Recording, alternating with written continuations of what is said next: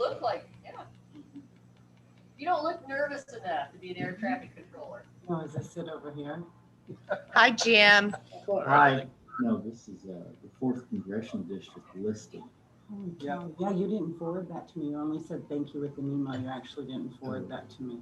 I better forward it to you then. Yeah, and I'll take care of I it. don't know where the hell it's at. It's in an email. From I'll look. CNC. Just worry about this. Jim? CNC or something like that. Jim? Need anything else? Nope, thanks. It is. Jim, can you hear me? Yes, I can. Does Christine have some carpal tunnel? Does she need some representation? Probably. Okay, we're at 8 o'clock, so I'm going to go ahead and call the special board meeting of the Butler Community College Board of Trustees to order. Just a reminder that we got some people that need to be places at 9 o'clock, so would hope to be finished up by 8:30, 8:45. So I would entertain a motion to approve the agenda. I so move. Second. It's been moved and seconded to approve the agenda. Laura, do you want to do a roll call? Trustee Good, Yes. Trustee Law, Yes. Trustee Rhodes, Yes.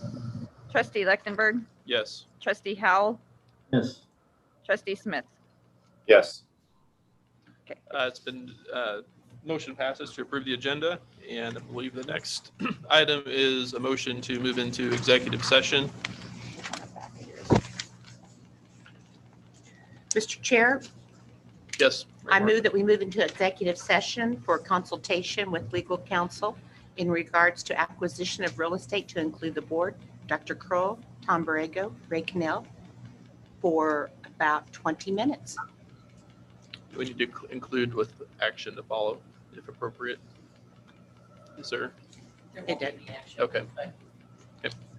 Second. Been moved and seconded to move into executive session, per Mary Martha's motion. Laura, the roll call. Trustee Good, Yes. Trustee Law, Yes. Trustee Rhodes, Yes. Trustee Lechtenberg, Yes. Trustee Howell, You got his mute on. No, I don't. Yes. okay. Trustee Smith. Yes. Okay, so it's unanimous. Motion passes. We'll go into executive session not to exceed 20 minutes.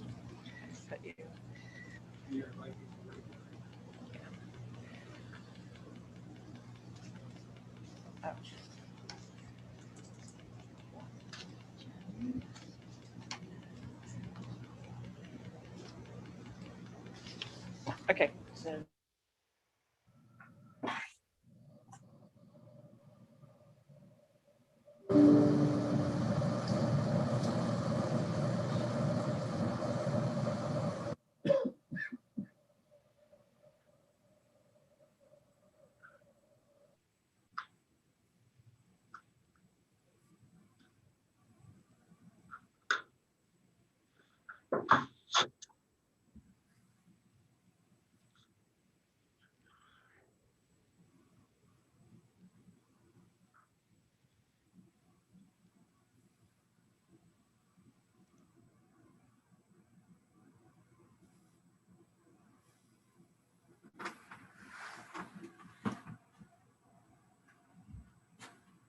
Okay, I guess I'm not an exec. She didn't have to put me on the list, so. Gotta wait. Put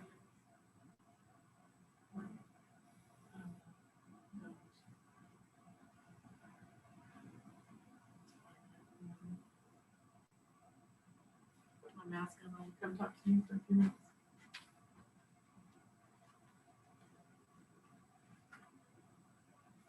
I'm afraid to mute my. Because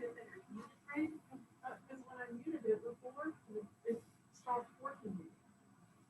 So I logged back in and it's working.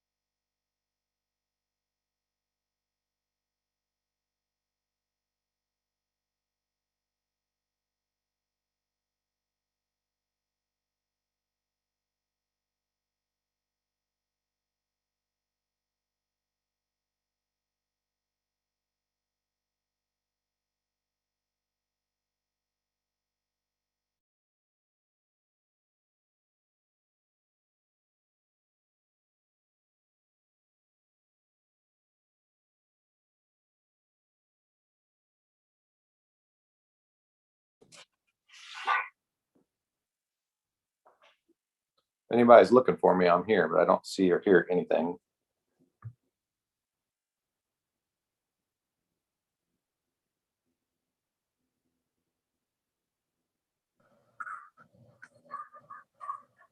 I can see you, but you've gone sideways on us. No. Yeah, you're vertical as well. Or does this help? Yeah, that writes you, at least on my screen.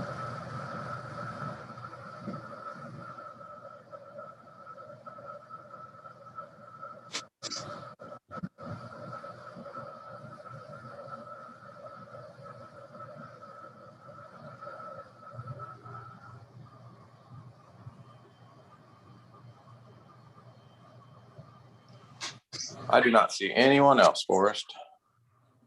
Oh, I see everybody else I see is muted, but I see everybody else.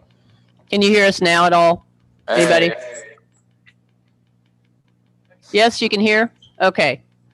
So the information on the culinary partnership that's in front of you is really kind of a formality. Johnson County Community College is the only college in Kansas that is nationally accredited by the American Culinary Federation Education Foundation, and they call it ACF is what they call it. Lori and our culinary team have been working really hard with them over the last probably month, I suppose, to create a partnership, to create an articulation opportunity for our students to attain their ACF certification, which is a really big deal. What we've done in our work with Johnson County is to take classes that we already teach. That we aren't adding any new classes. Johnson County isn't adding any new classes. They're all classes that we teach. But what we're doing is pairing together the classes that we teach in our culinary program with some practicum classes that Johnson County offers to create this opportunity for our students to earn their ACF. Our students will be able to stay in this area and continue to work for the employers that they work for. And those practicums, the basis of those practicums is basically on-the-job training. The hours that they complete working with their employers will be used towards the practicum hours that are required. Johnson County faculty will come down and work with the chefs that our students are working with in the field to make sure that they're teaching the outcomes that are required. And basically what we're doing is pairing together our classes with those couple of practicum classes that Johnson County teaches, so that our students have a pathway, if they want to earn their ACF, which again is a really significant partnership and opportunity.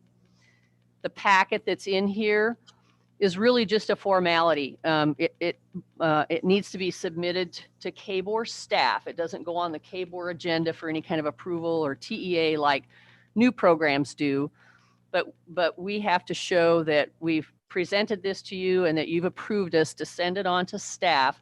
And what the staff will do is just basically cross-reference the classes that we're offering, are classes that we've already been approved to offer and that are in the system. The classes that Johnson County is putting into this are already classes that are in the system for Johnson County. So they just check to make sure that there's not a number of new courses or anything like that that are part of this program. It's very similar to articulation agreements that we would do with Wichita State or a four-year institution, but we don't have to submit those to the Board of Regents. And so it's really kind of just a formality. Advisory committee has met and looked at this. And again, our folks, Lori and Mel Whiteside and Naomi and Greg Cole have been working really closely with the Johnson County Culinary Department Chair and his team. And everybody's really excited about the opportunity, and especially because our students get to stay here and complete this. They don't have to go to Kansas City unless they want to, but neat opportunity. Lori, do you have anything else to add to this? No, Dr. Kroll, you summarized it very well. I'm happy to answer questions. This is Shelby. My only concern is I checked email this morning when I got up, and have not received that information. Then I looked, 1 minute before signing on to Zoom, and there was a PDF that I haven't even had a chance to glance at. So I don't know anything that's on that. Well, Shelby, this, Lori and the Johnson County folks completed this at the end of the day yesterday afternoon, and had to make some final edits and details to it. And again, it's no new courses. There are already courses that we're teaching. There's no additional cost to the college. It's all existing coursework that we're just putting together on paper to create an opportunity for our students that are already in our classes. No, I get it. It sounds good. I just haven't had a chance to look at it whatsoever. So what do you need at this point? We need a motion to approve the, Articulation Sub- agreement? yeah, I think that's Sufficient? uh-huh, So yes. moved. There's a mo- Second. It's been moved and seconded to approve the articulation agreement with Johnson County. Is there any discussion regarding this? Is there anybody, make sure on Zoom, if there's anybody that wants to, that they're not muted if they're.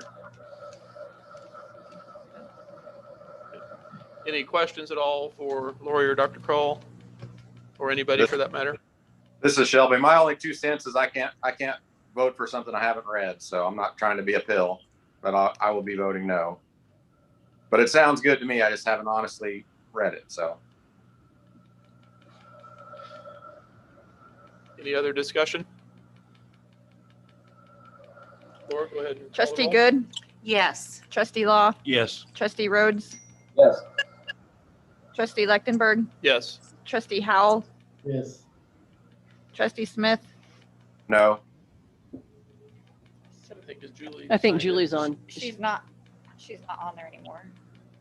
I mean, she was on there by phone, but she's not in anymore.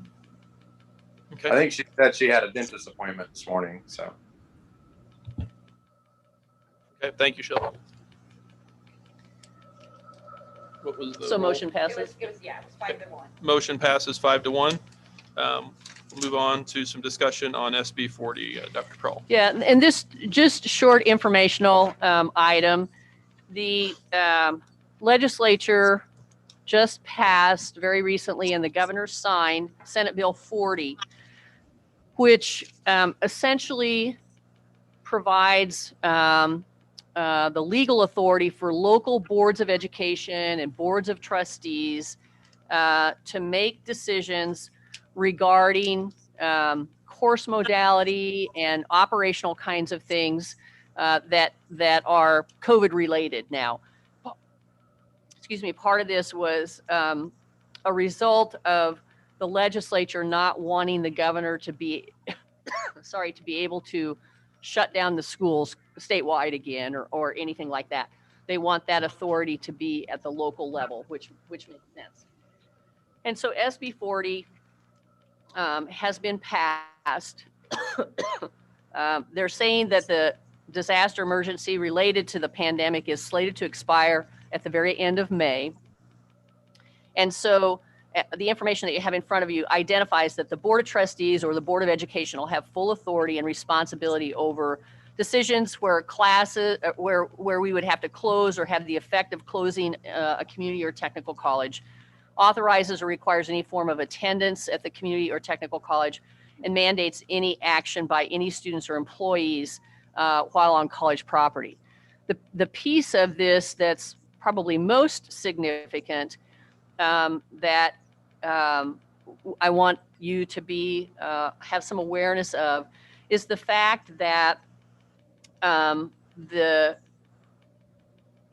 this legislation now will allow a student, an employee, or a parent to file a grievance or a complaint with the Board of Trustees if they don't like the operational decisions that the trustees have made based on COVID or mask mandates or anything like that.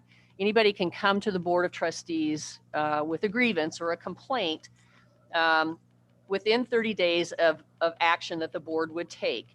And the board has to conduct a hearing within 72 hours, so a very, very short time frame, and has to issue a decision within 7 days. If that person doesn't like or whomever doesn't like that decision from the board, then they can go straight to district court and file a civil action in district court. And the same thing happens at the district court level. Petition has to be heard within 72 hours and a decision made within 7 days. So it could come from either side. And that's part of the confusion. And I think the conundrum with this is that, for instance, now, a student could come forward and say, I don't, think that we should be in classes where the class capacity is split, because we're still functioning under COVID capacity, and come to the board with that complaint. The board then would have to hear that and decide if, the decision remains that we, for the rest of the semester, leave those classes split, or whether we would, change the capacity in those classrooms. By the same token, somebody could come with the same complaint and say, I want those classes to continue to be split because I feel safer with social distancing and all those kinds of things. So we're really kind of caught in the middle. The trustees are really kind of caught in the middle with the decisions that they would potentially make. But I want you to be aware of this. And because the time frame to hear a potential complaint is very short and would require that we get together very quickly and that we, would make decisions. Our critical incident management team still continues to meet each week.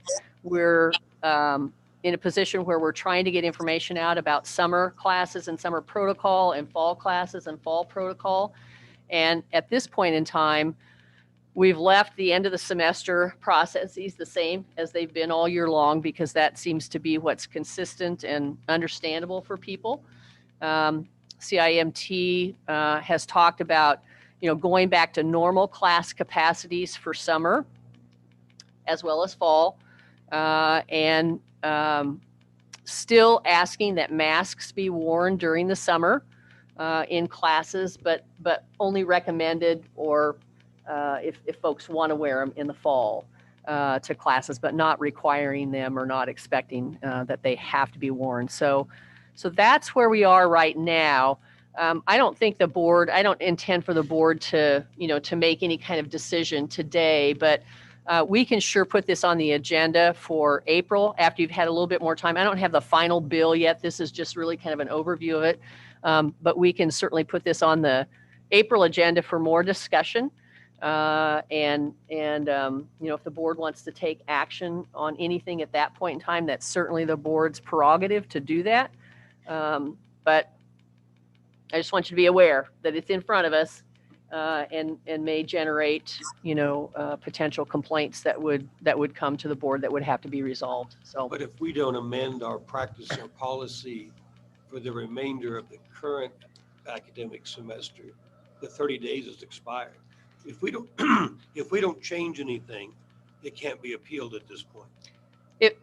My understanding is that the current practices could not be appealed. It would be only if you would change something at this point in time. That's right. So our first opportunity for appeal would probably be when you decide what to do for summer school. Right. And we've made that decision. CIMT has made that decision because we need to get that information out to students as they enroll to let them know, we're going to go back to regular class capacity. And they'll ask when, when they're calling, advising, or admissions, what's the mask situation going to be? Are we going to have to wear masks or not? And so we want to be able to inform them of that. CIMT, really felt like we wanted to keep masks in place. But again, this allows the board to dictate that decision if you would so desire to do that. So, Dr. Kroll, this is Forrest. I got a question, and it may be too early to know the answer, but I think it would be helpful to at least, if we can get the answer before we have any substantive discussion at the April meeting. What is the standard that the college is going to be measured against if there's a challenge?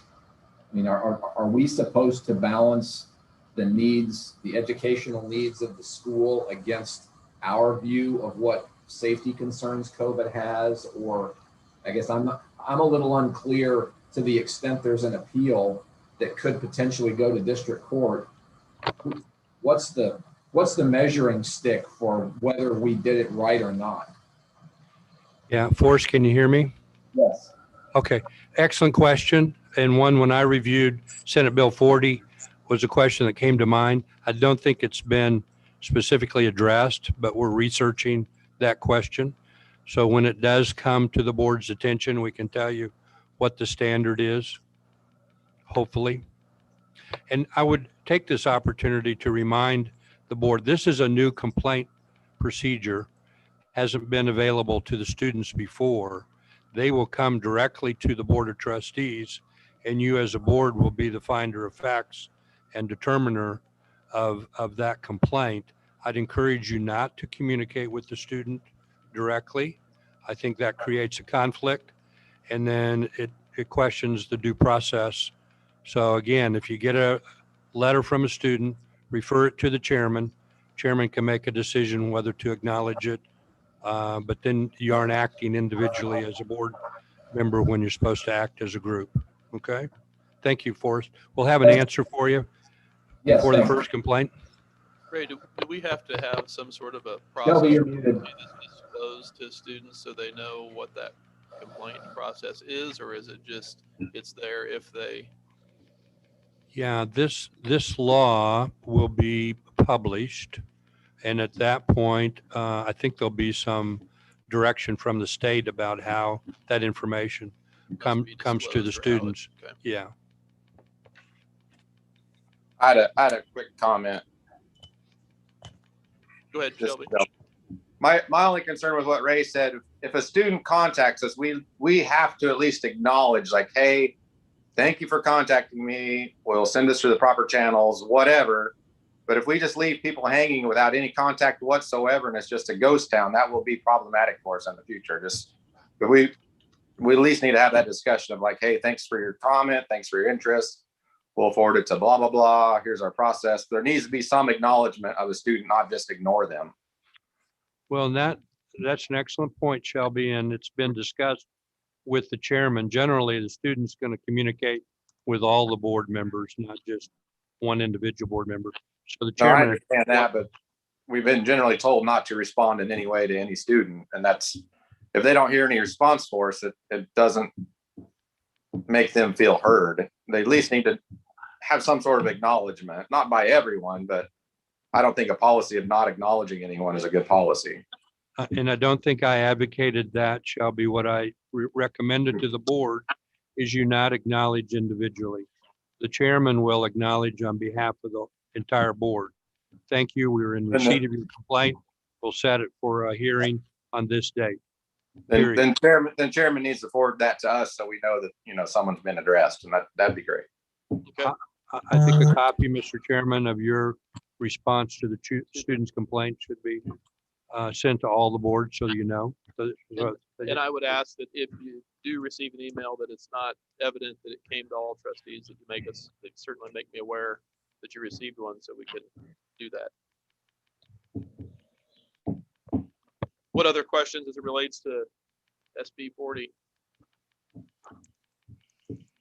So if there's new information, we can discuss that at the next meeting too. So Yeah. aside from that, I would entertain a motion to adjourn. So moved. Second.